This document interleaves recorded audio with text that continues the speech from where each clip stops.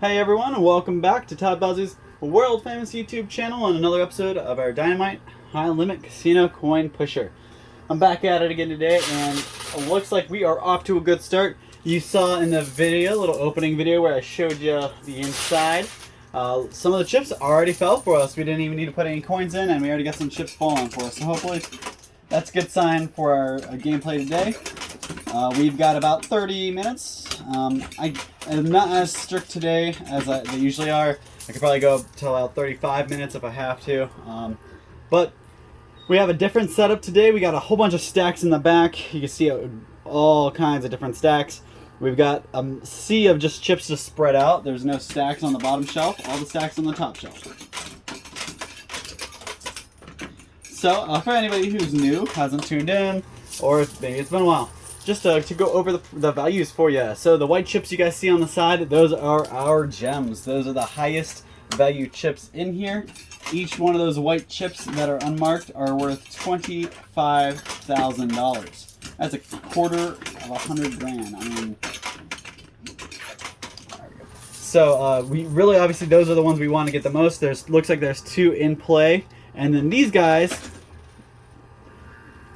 seem like they're out of play, and I actually asked the guys at the front. Usually there's some kind of token in here for me to be able to win and pull those out. I asked the guys today what the tokens were, and they said there's only one token in today. It's the arcade token. It's like it says no cash value on the back. Well, today that token not only gives us the cash, but it gives us the black chips.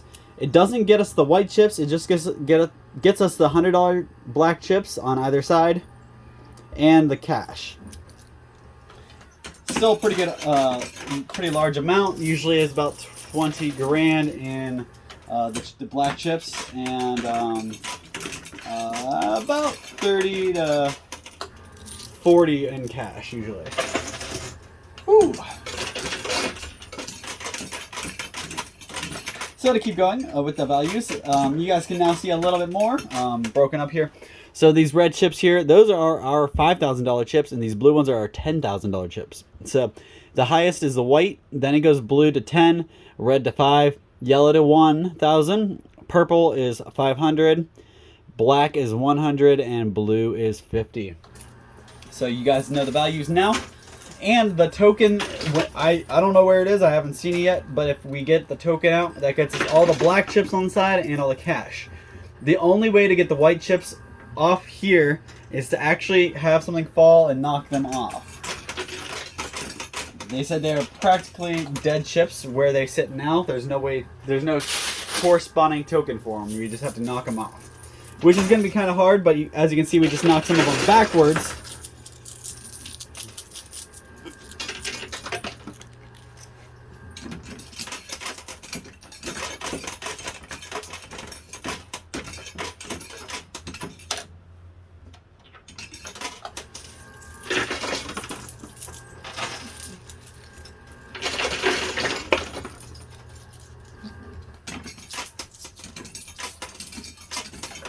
Hopefully everybody's doing good. They had a good holiday, a good Easter Sunday. Hopefully everybody had got to spend some time with their family, had some good food. Whether you celebrate or not, hopefully you had a good day. I hope everybody has a good day. Just about every day. So, I did want to touch base about a couple things. I will get to, I want to touch a couple points I heard in my comments from the other day about the last video I did. I'll get to that in a little bit. The first thing I wanted to touch base on today was the fact that we are looking at 35-degree weather with snow flying. And this weekend, just in a couple days, we'll be looking at 70 to 80-degree weather. It blows my mind. Living here in Ohio, you can't get too used to your outfits. You gotta make sure your springtime clothes and your winter clothes are all in the same spot. Your summertime clothes might have to tuck in right between them sometimes.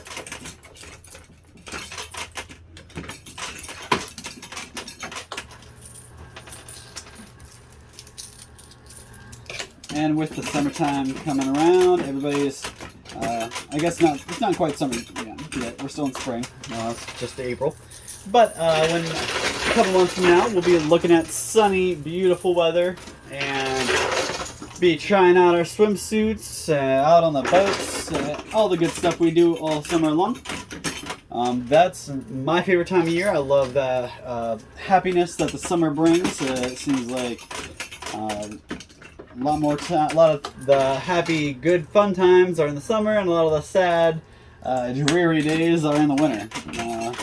A lot of times the weather kind of corresponds, changes how you feel.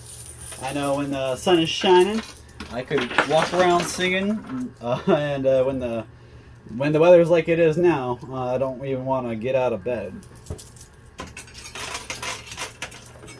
And speaking of which, I actually had to wake up pretty early today. I know a lot of people set their schedules to wake up early. My schedule is backwards. I stay up very late working. I work till about 2 to 3 to 4 in the morning. So I get off work. I enjoy a couple hours with my friends and family, and then I get back to work for a couple more hours. Then I sleep, wake up, and do it all over again. So,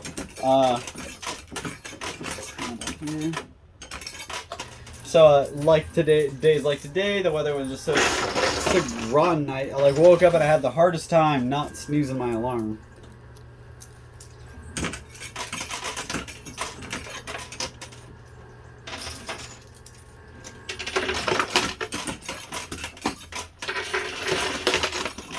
We're doing so far so good. Actually, we've done a pretty good job knocking everything down off the top shelf, getting things moving right along. This actually might be my most favorable day. We just got to make sure we really capitalize on everything that's in there, because the chips on the side. So I had to get my hand set up for this.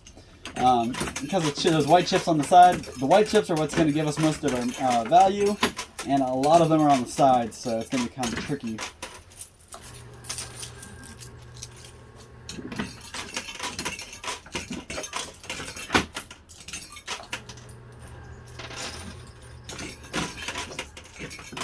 Let me know down below what you guys had for Easter, how you spent it, what did you do?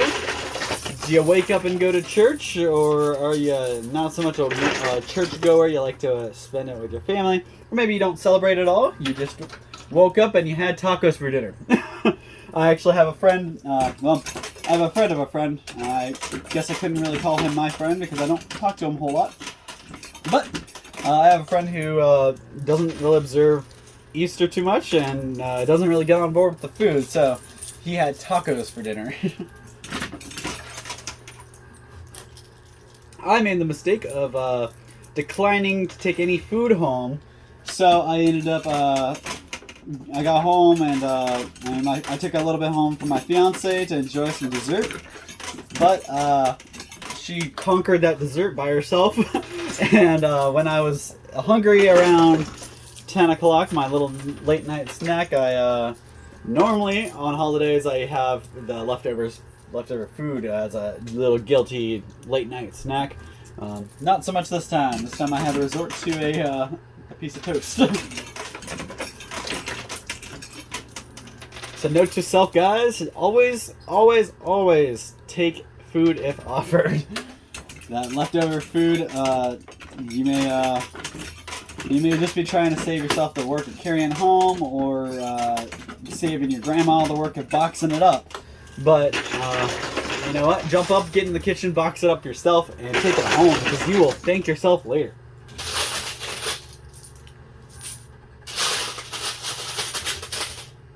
Something else I want to touch base on, I wanted to do a little shout out. I'm going to try to do shout outs every once in a while, guys. So drop comments down below if you want me to make a shout out or something.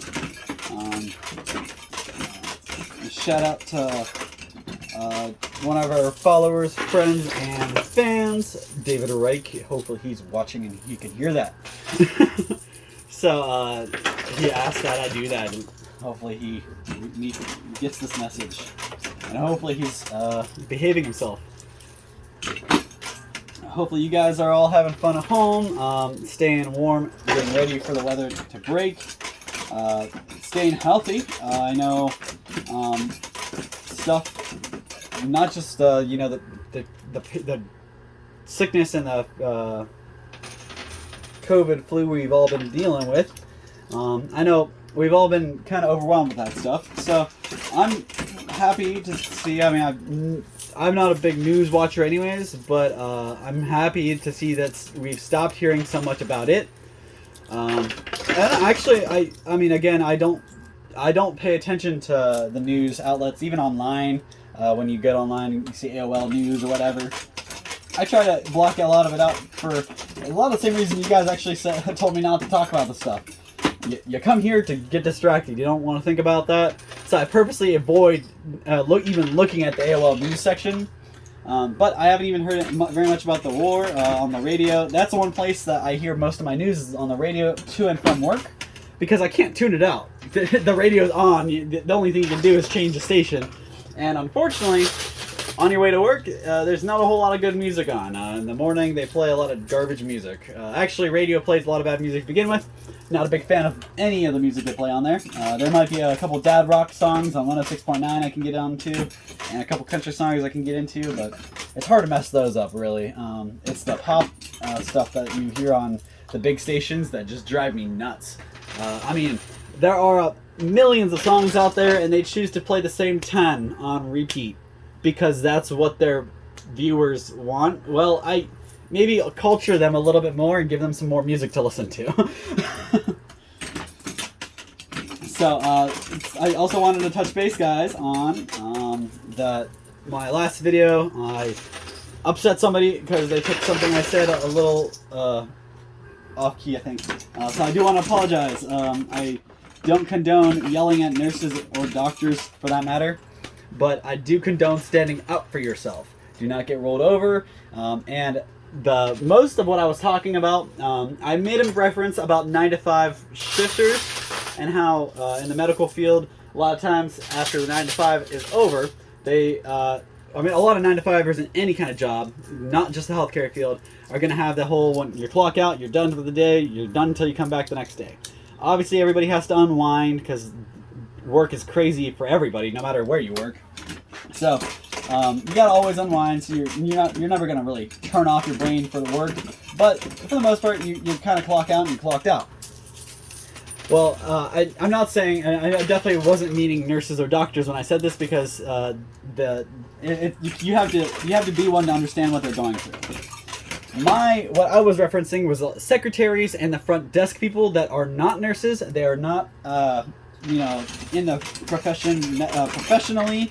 They're just there as a job to, check people in, check people out, answer phones, transfer phone calls, stuff like that. They're the people I was referencing, because that's who, it was just the secretary at doctor's offices that they were having issues with. It was a secretary because the secretary was just trying to do a job and was lumping them into just another person, not somebody who had an issue. They thought they were a new customer or a new patient. They didn't really go out of their way to figure out the whole story. And that's my problem, is they get so used to their 9-to-5 everyday schedule that when they answer these phone calls, they know exactly. They answer the same. They ask the same 3 questions to everybody who calls. They don't. It doesn't seem like they're talking back. Oh well, hey, this person's calling. Are going to be calling later on about this. It doesn't seem like there's communication like that, or maybe there is, and they just have to do this. I don't know. But regardless, I was referencing the secretaries, not nurses. My friend actually, he even said the same thing. And he did end up yelling at a nurse. Not saying that was the right thing, but you have to stand up for yourself. You have to, have a backbone. And that's all I was saying. I don't want anybody thinking that I'm telling you or tearing down the healthcare profession, because without them, people will die every day. We need doctors. We need nurses. I'm just saying that we need the people who support them also have to do their job. They can't just put people on the back burner. They can't let people go without getting phone calls back. They can't relay messages. They have to relay messages good timely manner. They can't wait 48 hours to give a nurse, oh hey, this person needs you to call them back. They can't do that. That's my only thing. That's what I was referencing. I don't want to talk about it anymore. I just wanted to touch base on that.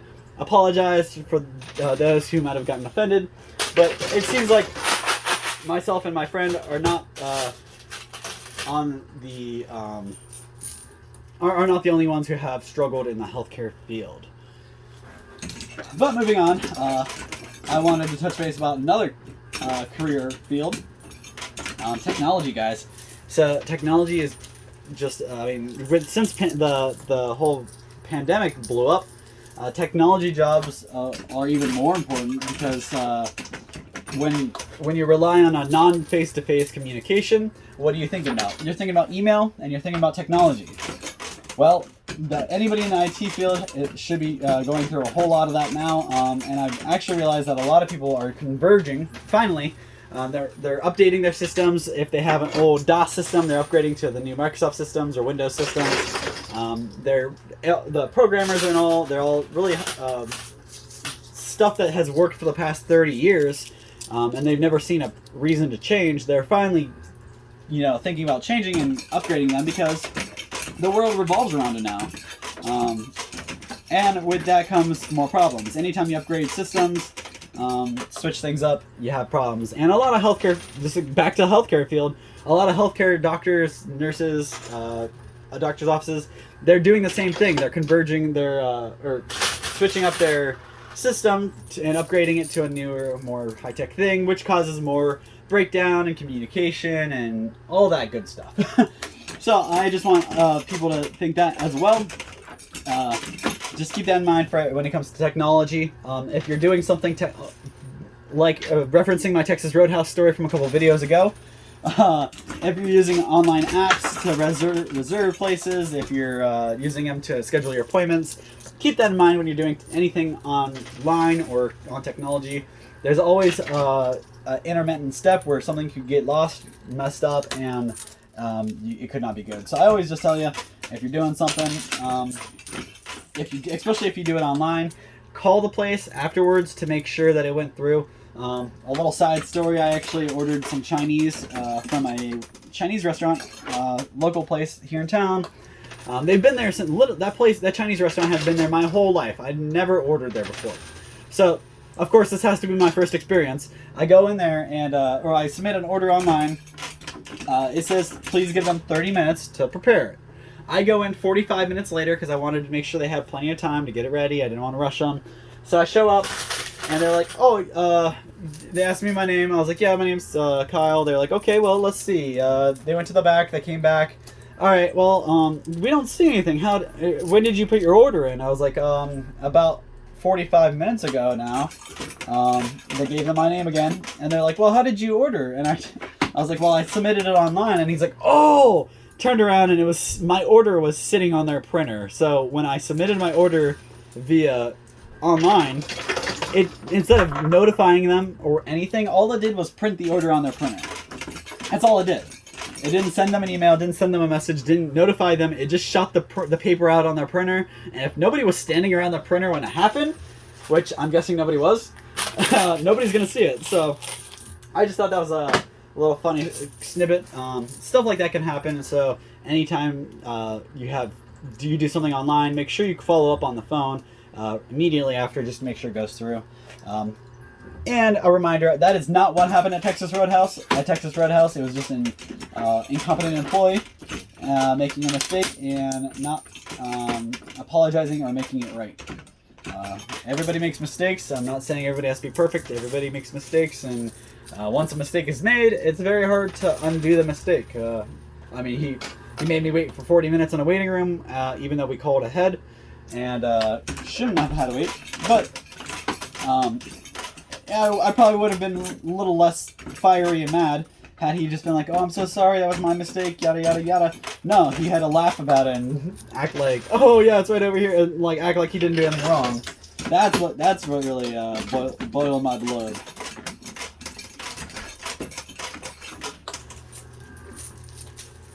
So using that as a kickoff point for my next thing. Anybody else have a little problem with your patience as you get older? That's one thing I used to, when I first started my very first retail job at a Staples here locally. I was so socially awkward. I got all my social skills from that place mostly. I had some group. Nice. All right, so we're actually doing really good. I actually had some good public speaking classes and training in high school that kind of warmed me up to it. But it wasn't until I really started that first retail job that I could talk to people and felt comfortable with it. Sorry, guys, I got a little distracted there. So, actually, I'm going to hold off on that story. I'm going to get some more quarters so I can keep going while I talk. Give me 1 second. I'll be right back, guys. Alright, guys. Sorry about that. I know you didn't miss me. I've only done about a millisecond for you. But I had to scrounge up some quarters for my winnings. So, to keep going, like I was saying, I got all my social skills from my first retail job where I had to actually help people, sold computers and fixed computers, yeah, and all that good stuff. So obviously I had to be able to talk to people pretty well, and I had to talk to strangers a lot. Now, obviously you get some weird characters that make it a little hard to talk and make it a little awkward, but I got really good at it. Something that I didn't get good at, though, and the place actually hurt me, was my patience. I used to have incredible patience. I could work with people really well. Wasn't a big deal about training and talking to people about certain situations. But my patience with problematic incidents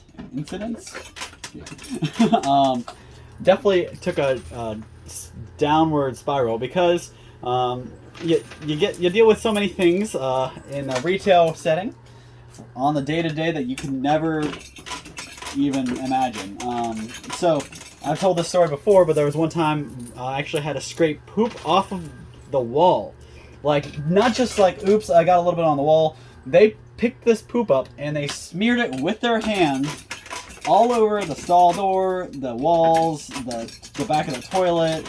I mean, anywhere they could, they were smearing this, and it was disgusting. It took me and another coworker, actually, it took us probably about 2 hours to clean all of it, and as soon as we were done cleaning, we went home and felt like we needed to be incinerated. But after that incident and many upset, angry customers yelling in my face, shouting at me, other employees flipping me off as they quit and walk out because they're mad at somebody else. You know, after all dealing with all that so many times, my patience has really diminished. So when I deal with situations like at Texas Roadhouse, when a guy really makes me mad or did what he did, but before I would have the patience to understand and not say anything and just keep my mouth shut. But I did not have the patience I do not have the patience anymore to get walked on and laughed at by these people. So when he had that big grin on his face, I lost it. Certain situations, you can't help it. But that's why I was wondering, is this something everybody else has noticed? Like, is life just that way? Do you slowly get, does your fuse just slowly shrinking? Or am I just getting stale? I mean, I do very well dealing with these issues still. But outside of work, in my home life, when it comes to the situations, because I've been dealt the hand so many times, if somebody wants to walk all over me and not do their service job the right way, I tend to get a little fired up. And it's not me telling people that they're not doing their jobs right. It's not me telling people how to do their jobs. It's me just telling people that if you have a service job, you have to provide a little bit of service. So, hopefully everybody can drop a comment down below. Let me know. Is this something you never really had to begin with? I'm still pretty patient with like my nieces and nephews and family, stuff like that. But I'm not patient when it comes to upset people. If you want to come at me, kind of acting ignorant, or if you want to kind of put my issues on the back burner when it's your job to solve my issues, then yes, I'm gonna speak up and I'm gonna say something.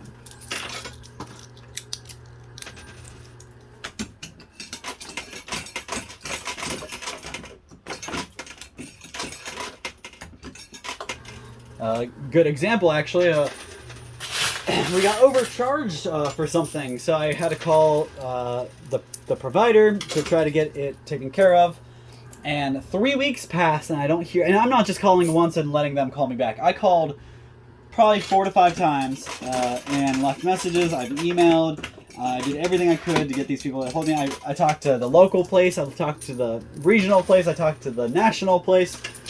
And I just kept getting somebody's name and somebody's phone number and email, and they wouldn't reply. So finally, I had to leave a couple very angry voicemails on one person's cell phone, and I could tell it because it actually said the guy's name, and I was like, all right, cool. So this is somebody's actual phone, not just another company's number.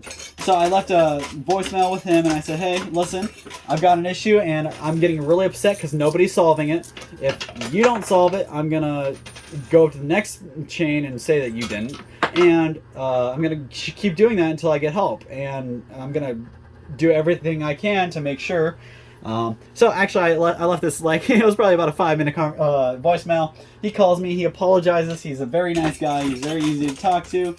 He gets me the right information, and then I hang up, try that information, leave him a voicemail. A week passes, nobody calls back, so I call him again. I'm like, hey man, I'm really sorry. I don't want to bother you, but you're the only person who's helped me in any kind of way, and I'm just kind of clinging on to you for some help.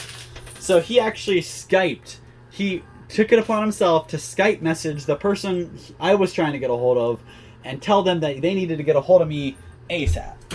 So as soon as I got off the phone with him, about 2 hours later, I had a phone call from the lady, and I had my problems getting fixed. They're not fixed, but they're way closer than they ever were. So something like that. It stinks, but I had to, like, if I didn't get angry or upset with this guy, he may have never, called me back or really worried about it if I didn't seem like I was mad. If I called like, hey buddy, I'm having a problem. I just need some help. I really could use some help today. If you could please, if it wasn't too trouble. If I asked really nicely like that, who knows? It could have worked the same way, but it doesn't light the fire underneath him. When I get a phone call and people are really upset, I take my time and I make sure I have my ducks in a row before I call them back, and I make sure I can get them a good solution before I actually attempt to call them back. Or I make sure I'm very nice when I do, and I try to handle it for them so they know that they're not getting backburnered, they're getting taken care of.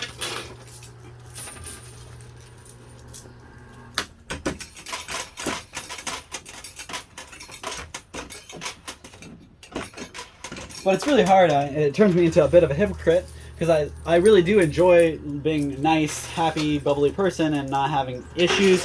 I hate drama. Stuff. It's just sorry guys. Real life. And again, this is another mentioning drama. So another callback to a earlier comment. I hate drama in my personal life. I love drama on the TV screen. If you're gonna watch something, I like to be on. Obviously, you're gonna want it to be interesting, which means it's gonna be a little dramatic. On the other hand, in my own day-to-day life, I do not want drama. I do not want problems. I do not want arguments, anything like that. Somebody laughed at me because I said I don't like drama, but I like professional wrestling. And I'm sorry, but I thought in this world you could like something and not, be that way. I know a lot of people. Let me see. Go with. We'll just use football as a good example. A lot of people love football. They love watching it. They love cooking for it, having parties, yada yada yada. But do I expect you to go onto the field and throw a pigskin? No.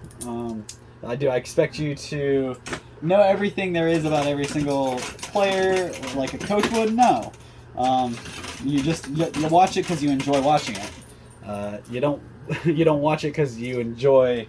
I know a lot of people who they hate football, but they love watching it because it's the atmosphere. It's your friends, it's your family. It's not so much about the sport anymore. It's about the occasion.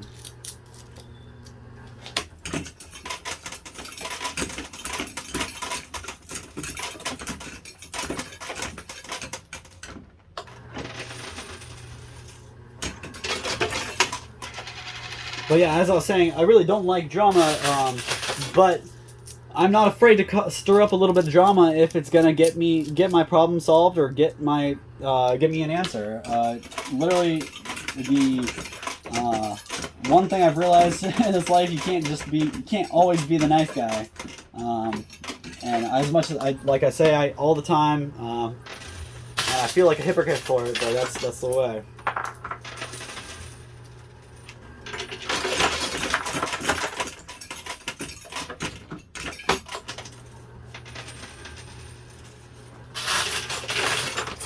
So I am on 32 minutes. I obviously went a little longer than I usually do because I'm trying to get this stuff cleared out here. I would like to take those white chips that are right on the edge here, on the cusp. They might just be a little too far away though, because I only got about 3 more minutes before I have to count up.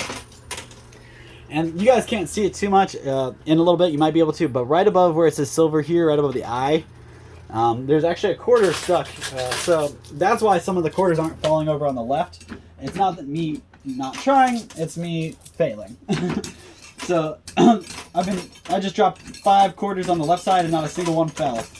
So they're all stuck up in the chute there. Hopefully they'll come down soon. They're just piling up there. They're not really doing anything for me. Stinks. Alright, some of them, no, maybe not. Some of them they're knocking down.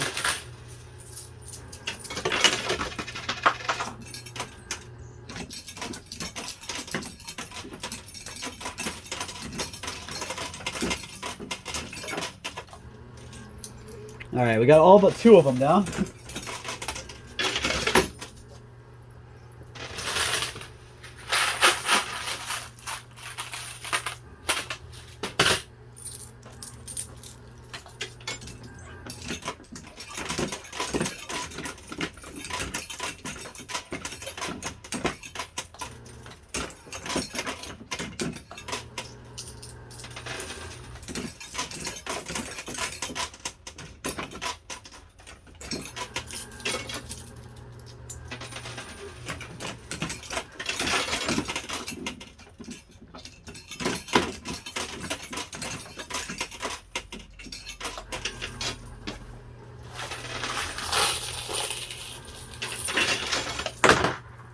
Alright, I got the last of my quarters in my pocket loaded up. I'm going to finish them up. I might go a little bit over 35 just to get those out, but hopefully I can stay within because I really don't have the time.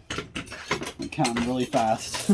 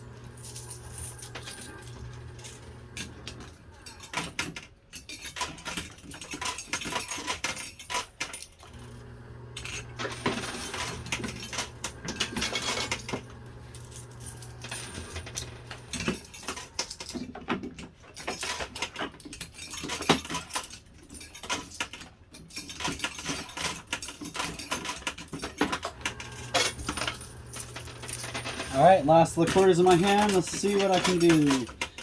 I'm trying to stay on the right side here because the left side is not getting along with us with that stuck quarter.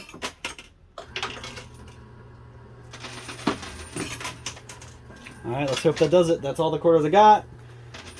Let's see. It doesn't really do anything for me. Alright guys, so I'm going to count up, see how much I got. We'll see what my total is, and I'll be right back to go over that with you. Be right back, guys. Alright guys, I am all finished counting it up. Sorry, it looks a little sloppy. I had to do it fast. So let me go over this super fast for you guys. So first of all, we're going to start over here. So we got $4,500 in these blue 50 chips.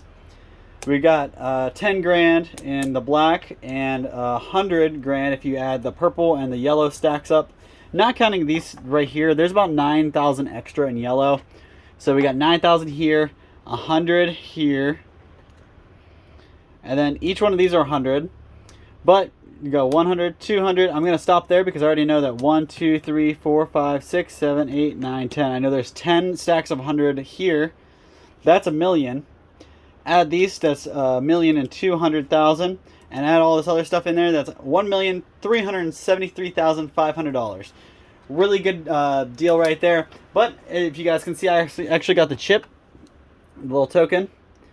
So that gives us the cash that's in there. And just so you guys know, that's $27,000 in cash and about $20,000 in chips. So add another $47,000 on there, and we got just over $1,400,000. Honestly, not nearly as good as we did the other day, and not nearly as close as I want to be. I want to be up to $3-4 million. That's where I want to be to really make this worth it. So we're gonna have to try again in the next couple days. I have the next couple days off, but afterwards I'll come back and come back strong so I can take as much as I can. So thanks guys for tuning in. I really appreciate everything you do. And we'll see you same time, same place tomorrow, or the next day, or the next day, or the next day, or whenever I can make it back in so I can come back and walk away with $3 to $4 million. That's where we're going. Thank you guys so much. Hopefully you guys have a great night, and we'll see you same time, same place next time. Bye-bye.